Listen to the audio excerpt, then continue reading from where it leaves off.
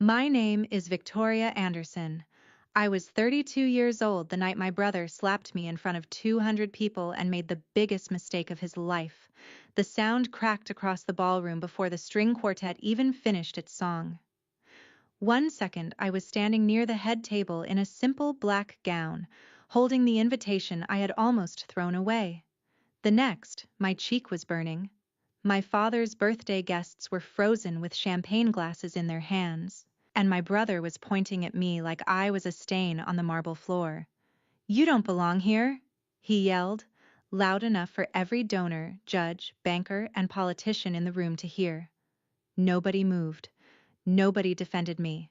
My father sat beneath a gold banner celebrating his 70th birthday, staring at me like my humiliation was an unfortunate interruption to his perfect night.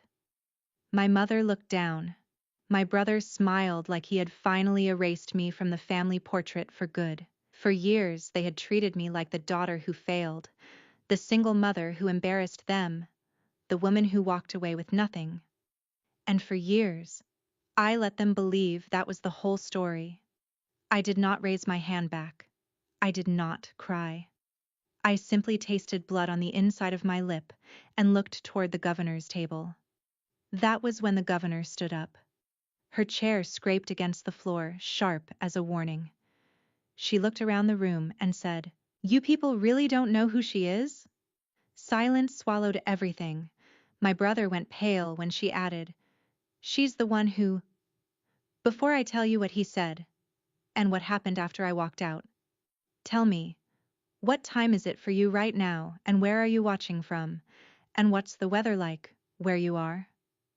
I'm curious to see how far this story will travel. The governor did not finish her sentence right away, and that pause was worse than a shout. My brother Matthew had always understood money, image, and control, but he had never understood silence. Silence made him panic. He looked at the governor as if she had broken some rule by standing for me. Then he looked at me, still expecting shame to pull my eyes to the floor. It didn't. I had lived through real fear before. I had sat in a hospital hallway with my daughter Sophie sleeping across my lap while a nurse asked if I had anyone to call. I had signed lease papers for a studio apartment with my last $76 in my bank account.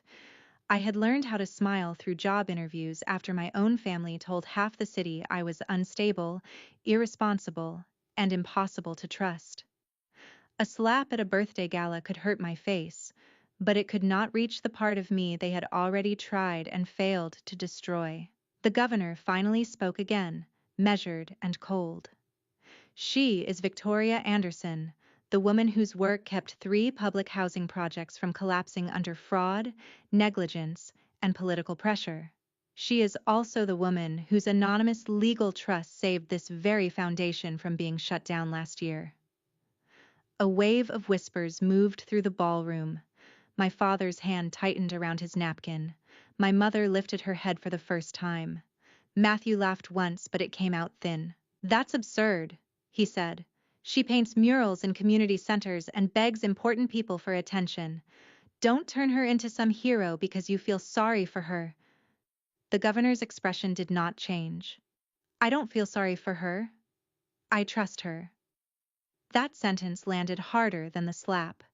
Matthew had spent years building his role as the golden son, the polished heir, the man who carried our family name with clean cufflinks and rehearsed humility. He spoke at charity luncheons about duty. He posed beside ribbon cuttings for buildings he never visited again. He called himself a protector of legacy, but he had no idea I had been protecting the family legacy from him. I turned toward my father. "Did you invite me tonight?" I asked quietly. "Or did someone else add my name to the guest list after they realized I needed to be in the room?" He did not answer, and that told me enough. The invitation had arrived on thick cream paper with my full name, not Vicky, not dear daughter, not any of the names my family used when they wanted to shrink me. It had said, Victoria Anderson, special guest. I knew then that it had not come from my father's hand. Matthew stepped closer, lowering his voice as if the damage could still be contained. "Leave, before you embarrass yourself more." I looked at the red mark blooming across my cheek, reflected in the silver service behind him. "No," I said. "I already left once. That was the favor I gave this family. Tonight I'm staying." The governor turned toward the guests. Since this gala was advertised as a celebration of integrity, philanthropy, and public service, I think everyone deserves to know why Miss Anderson was asked to attend. My father pushed back his chair. "Governor, this is a family matter." "No," she replied. "Your son made it public when he struck her in front of the entire room." The ballroom went completely still.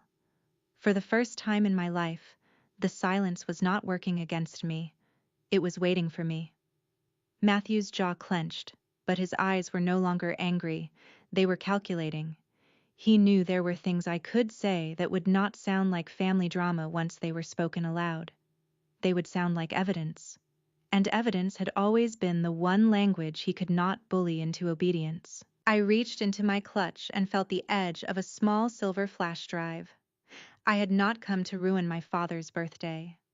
I had come because the governor asked me to give the Anderson family one final chance to tell the truth privately before the investigation became public.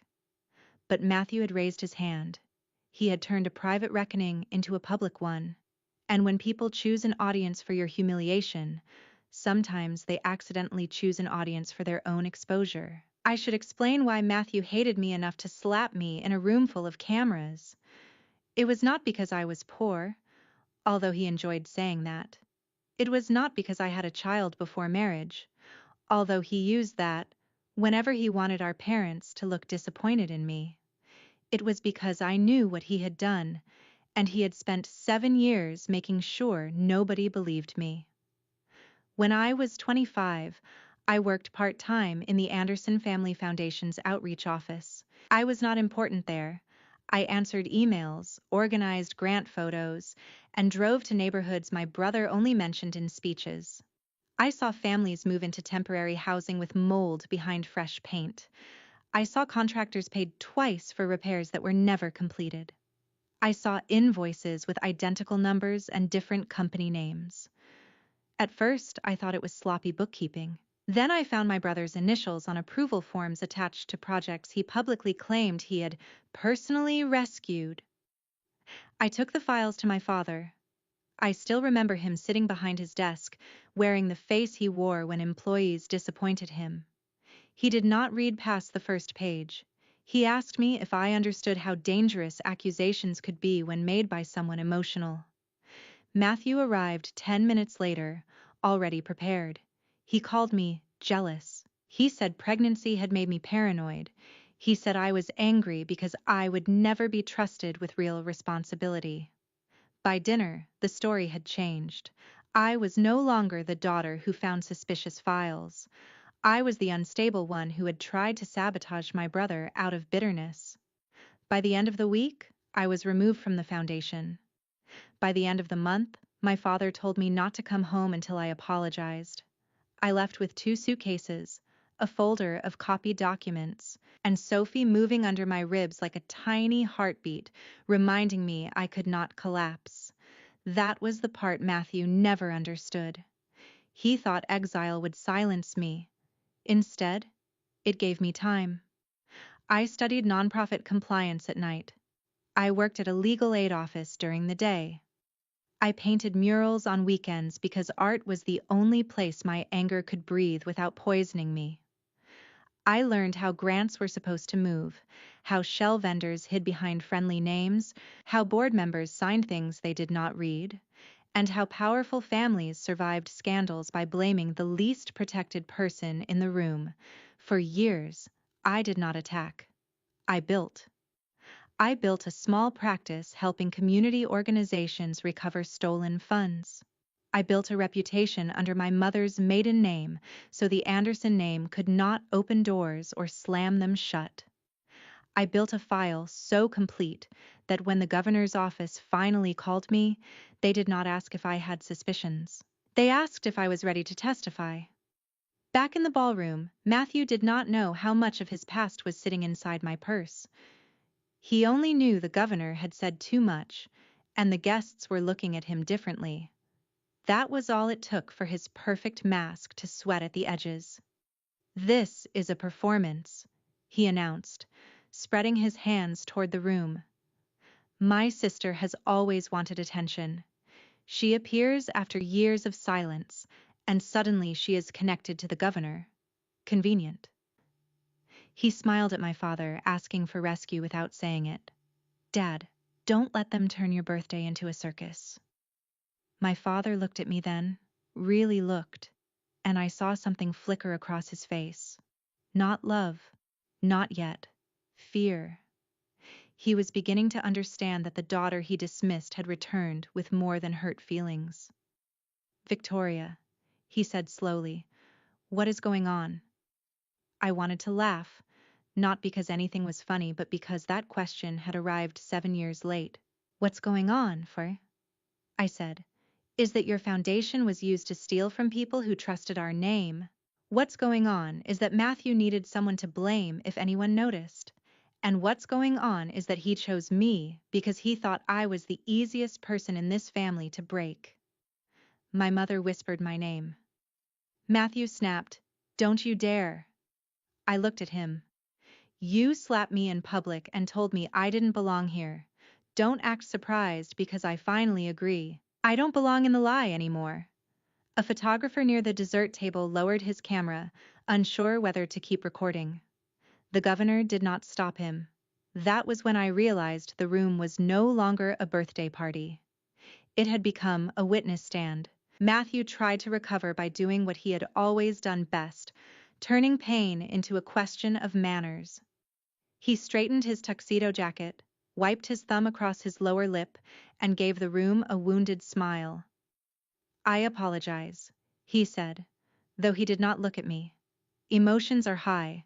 My sister has a history of making dramatic claims, and I reacted badly. But this is not the place." That almost worked. A few guests shifted with relief, eager for someone to tell them this was just an ugly family scene and not the beginning of a scandal. My brother knew wealthy rooms. He knew people preferred discomfort to truth, if the discomfort came with dessert, and a silent auction. Then the governor opened the folder her aide had placed beside her plate. "Actually," she said, "this is exactly the place. Because your foundation invited donors tonight to pledge another $10 million to projects currently under review." The relief vanished. My father looked at Matthew. "Under review?" Matthew's eyes flashed. "Standard procedure." I took one step forward. My cheek still hurt, but the sting had become something useful. It kept me present. "There was nothing standard about the Rosebridge invoices," I said. A man from the bank table stiffened. He knew the name. "There was nothing standard about paying a demolition company that had been dissolved 6 months earlier. Nothing standard about emergency repair funds transferred to a consulting firm registered to Matthew's college roommate. Nothing standard about my signature appearing on an authorization form dated 3 days after I had already been locked out of the foundation's system." My father rose halfway from his chair. My mother covered her mouth. Matthew's smile disappeared. "You forged copies," he said. "You always were good at making ugly things look convincing." That sentence was meant to cut 2 ways. He was mocking my art and accusing me at the same time. 7 years ago, it would have worked. I would have defended myself too quickly, sounded too desperate, made the room doubt me because pain can look like guilt when powerful people remain calm. But I was not 25 anymore. I turned to the governor. "May I?" She nodded. I removed the flash drive from my clutch and placed it on the center table between the birthday cake and the crystal champagne tower. Such a small thing to carry so many buried years. "Every document on that drive has already been submitted through council," I said. Tonight was supposed to be simple. The governor's office would give my father notice, freeze the new pledge campaign, and allow the board to cooperate quietly. I came because, despite everything, I thought he deserved to hear it from family before he heard it from reporters. My father flinched at the word reporters. Matthew saw it and pounced. Exactly. She wants a headline. She wants revenge because she couldn't handle being cut off. I felt the room inhale around that word. Revenge. It would have been easy to embrace it. Maybe part of me wanted to. But the truth was heavier and cleaner than revenge. No, I said. If I wanted revenge, I would have gone public years ago when Sophie and I were eating cereal for dinner in a room with no heat because every employer connected to this family had been warned not to hire me. If I wanted revenge, I would have released your emails the day I found them. If I wanted revenge, I would not have protected Dad's name by building a separate trust to repay the first group of tenants before they sued the foundation into the ground. My father stared at me. You did what? There it was, the first real crack in the family story. My mother leaned forward, eyes wet now, but I could not stop for her tears. Not yet. The Anderson name survived because the people harmed by Rosebridge received payment from a trust they thought came from an anonymous donor. That donor was me. I used settlement money from a compliance case I won under my professional name. I did it because those families needed repairs more than I needed satisfaction, and because, stupidly, I still thought one day you might want the truth more than your pride. For once, Matthew had no immediate answer. The governor looked at my father. Your daughter saved your foundation from the first lawsuit. Your son allowed donors to believe he had negotiated the solution. The ballroom shifted again, but this time the sound was not gossip. It was judgment forming in real time. My father's face had gone gray. He turned to Matthew. Is that true? Matthew's mouth opened, then closed. That was enough. Years of being called dramatic, unstable, jealous, and ungrateful collapsed into that one empty silence. But the night was not finished, because the Rosebridge files were only the beginning, and Matthew knew it. His hand moved toward the flash drive. I placed my palm over it first. Don't, I said softly. You already touched one thing tonight that did not belong to you. My brother's eyes changed after that. He stopped performing for the ballroom and started looking for exits. Not doors, exactly. Social exits, legal exits, emotional exits. He glanced at our father, then at the board members, then at the donors whose checks were supposed to close before midnight. Every calculation showed on his face. I had watched him calculate my worth since childhood. When I was 10, he told me my paintings were cute because nobody expected me to be useful. When I was 16, he told a scholarship committee I was too sensitive for pressure, then accepted their leadership award 2 weeks later. When I was 25, he calculated that a pregnant daughter with no husband and no money would be easier to blame than a son wearing an expensive watch and the family smile. But now the math had changed. You think this makes you noble? He hissed. You hid behind another name. You let everyone think you were nothing. No, I said. You needed everyone to think I was nothing. I just stopped correcting people who were committed to misunderstanding me. That line did what evidence alone could not. It reached people who had never read a grant audit in their lives. I saw it in the face of a woman near the orchestra, in the stiff shoulders of a judge who had once ignored me at a luncheon, in my mother's trembling hands. They understood what it meant to be erased by a story someone else controlled. Then my father stepped away from the head table. Victoria, he said, and my name sounded unfamiliar in his mouth, as if he had not spoken it with respect in years. Why didn't you come to me again? The question hurt more than the slap because it still made me responsible for his refusal to listen. I looked at him and forced myself not to soften the truth. I did. Twice. The first time you told me family loyalty meant silence. The second time your assistant returned my envelope unopened. After that, I chose Sophie. I chose rent. I chose work. I chose peace. My mother began to cry quietly. Matthew rolled his eyes, but no one followed him. That was new. He felt it too. He turned to our mother, trying the last door that might open for him. "Mom, please. You know her. She twists everything when she feels rejected." My mother looked at him, then at the red mark on my cheek. Something inside her seemed to break, but it was not the fragile kind of breaking. It was the kind that lets air into a room sealed for too long. "You hit your sister," she said, "in front of us." He stared as if she had betrayed him by naming what everyone had seen. "She provoked me." "No," my mother whispered. "We allowed you to believe she could be treated that way." The ballroom went quiet again, but this silence was different from the first. The first silence had judged me. This one was judging him. The governor's aide connected the flash drive to the projector at the side of the stage. A spreadsheet appeared behind the birthday cake, absurdly bright against the gold decorations. Rows of transfers, vendor names, dates, initials. My father's celebration had become a map of every secret Matthew had buried beneath polished speeches. The governor did not narrate every line. She did not need to. The evidence had its own voice. I watched Matthew's confidence drain as familiar names appeared. Northline Consulting, Harbor Civic Solutions, Ashford Development Support. Companies that sounded respectable until the ownership records unfolded beside them. One belonged to a college friend. One to a former assistant. One to a woman Matthew had introduced publicly as a policy advisor and privately paid with foundation money for an apartment downtown. A sound moved through the room, sharper now, less like gossip and more like disgust. My father gripped the back of a chair.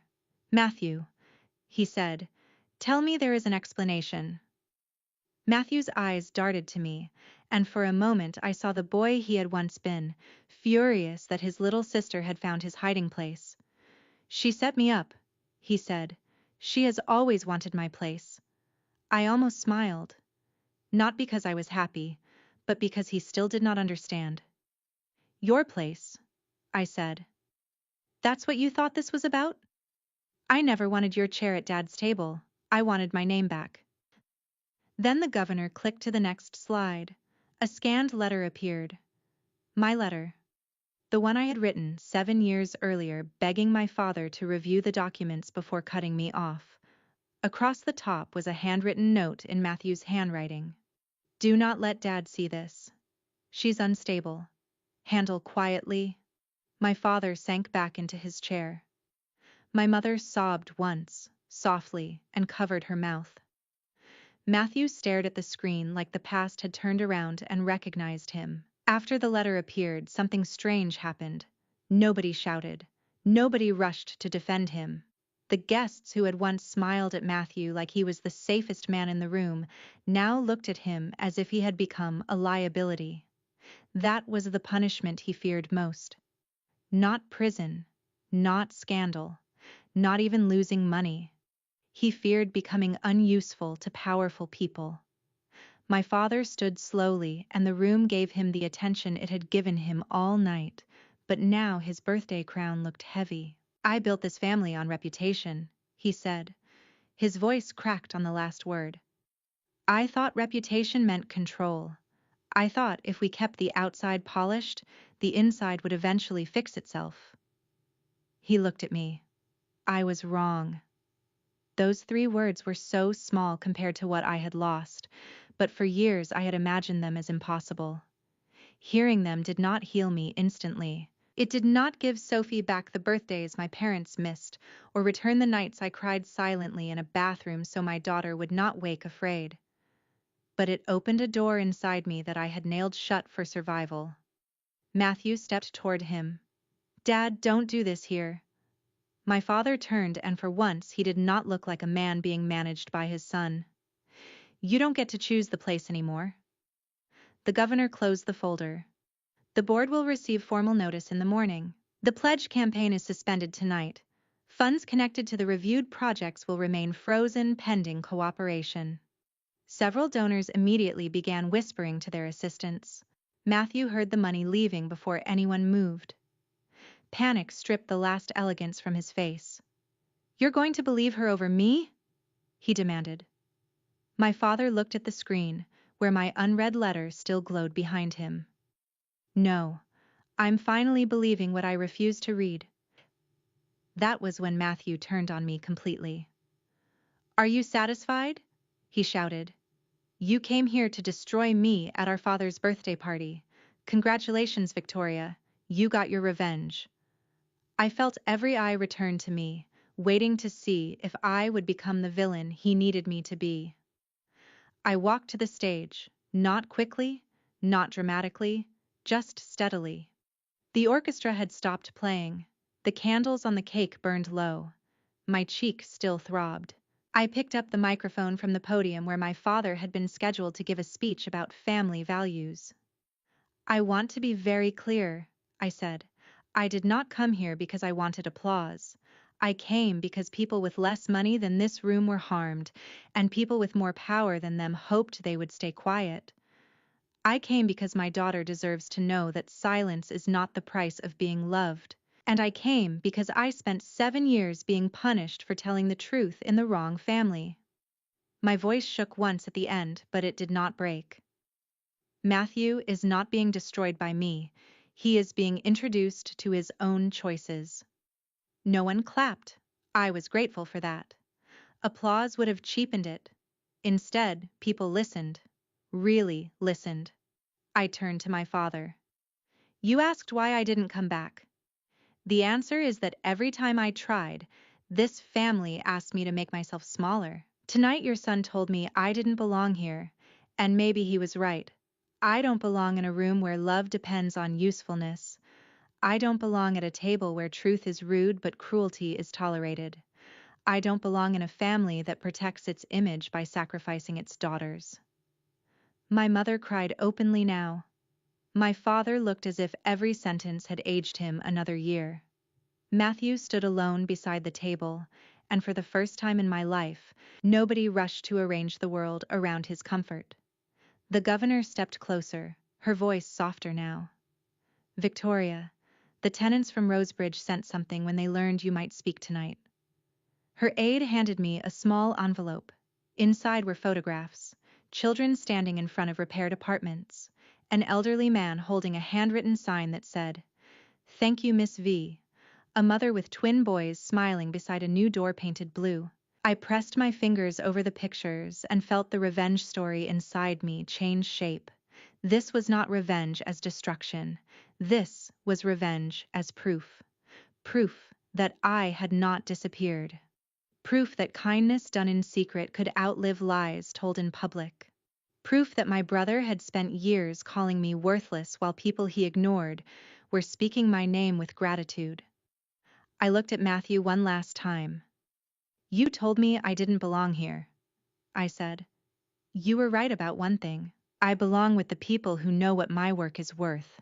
I walked out before the birthday cake was cut. That is the part people always ask about. They want to know if I stayed to watch Matthew lose everything, if I watched the donors withdraw, if I watched my father remove him from the board, if I watched my mother finally choose me in front of everyone. The answer is no.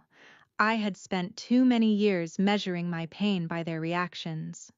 That night, I decided my healing did not require an audience. The governor walked beside me through the lobby, and the cold air outside touched my cheek like a clean hand. Behind us, the ballroom buzzed with consequences. Phone calls were being made. Lawyers were being summoned. A family portrait was cracking inside a gold frame. But outside, the city was quiet. "You did well," the governor said. I laughed softly because I did not feel well. I felt emptied out, like someone had opened every locked room in my chest and left the doors swinging. "I almost didn't come," I admitted. "I know," she said. "Courage often looks like arriving with shaking hands." I stood under the awning and checked my phone. There was a message from Sophie's babysitter. She fell asleep holding the blue paintbrush. That broke me more than the slap. I cried then, not loudly, not beautifully, just honestly. I cried for the young woman I had been, carrying boxes into a cheap apartment while telling herself exile was freedom. I cried for the daughter who wanted her father to believe her. I cried for every time I had swallowed my own defense because survival had more urgent demands than pride. Then I wiped my face, because my daughter would ask about the mark on my cheek, and I would not lie to her. I would tell her someone made a cruel choice, and I made a brave one. 2 weeks later, the investigation became public. Matthew resigned from the foundation before the board could remove him, but the resignation did not save him. The accounts were frozen. Civil suits followed. A criminal inquiry opened after additional vendors came forward. His friends vanished with impressive speed. People who had once praised his leadership suddenly remembered they had always had concerns. That is how rooms like that protect themselves. They do not become moral overnight. They become careful. My father issued a public apology to the affected families. The first draft, I was told, mentioned mistakes were made. I refused to help soften it. The final version said, I failed to listen to the person who tried to warn me. That sentence mattered. Not enough to erase the past, but enough to stop insulting it. My mother came to Sophie's school art show 3 months later. She stood in the back holding flowers, nervous as a stranger. Sophie looked at me for permission before running to her. That look told me everything I needed to know about what my choices had built. My daughter trusted me to protect the shape of her world. So I did. I let my mother in slowly, with boundaries clear enough that nobody could pretend not to see them. My father asked to meet me for coffee. I waited 6 weeks before saying yes. When we finally sat across from each other, he looked smaller than I remembered.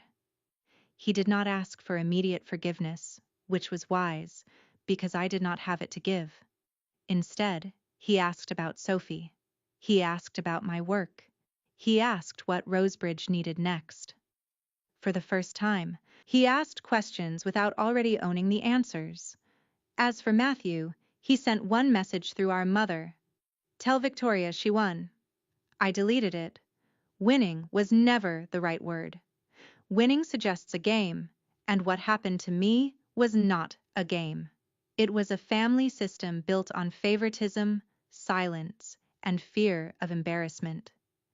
It was a brother who mistook protection for permission. It was a father who confused authority with wisdom. It was a mother who stayed quiet too long because quiet felt safer than conflict.